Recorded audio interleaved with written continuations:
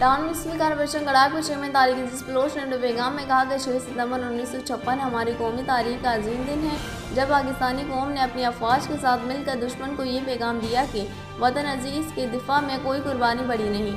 ये दिन इत्तेहाद और हुब्बुल वतनी की अलामत है। हमें अपने शोदा के खून के सदक़े ये आज़ाद वतन नसीब हुआ है। अब हमारी ज़िम्मेदारी है कि इसकी हिफाजत और तरक्की के लिए अपनी सलाहियतों और काविशों को वक़्फ़ करें ताकि ये मुल्क मज़ीद तरक्की करे। यौम दिफा के मौके पर हम आपसे ये वादा करते हैं कि टाउन म्यूनसिपल कॉर्पोरेशन गड़ाक हर सतह पर अवामी सहूलियात, तरक्याती मनसूबों और फलाही इक़दामात के लिए अपनी जद्दोजहद जारी रखेगा।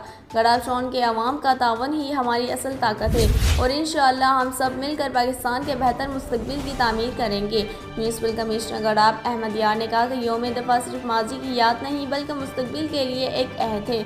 हमारे शोधा और गाज़ियों ने इस वतन की खातिर जो अजीम कुर्बानियाँ दी वो हमेशा ज़िंदा रहेंगी। आज हमें ये अहद करना है कि हम अपने इदारों को मजबूत करेंगे, अवामी खिदमत को इबादत समझ कर अंजाम देंगे और पाकिस्तान को अमन और तरक्की का गहवारा बनाने में अपना किरदार अदा करेंगे। ए अल्लाह हमारे वतन पाकिस्तान को हमेशा महफूज, सरसब्ज़ और शादाब रख।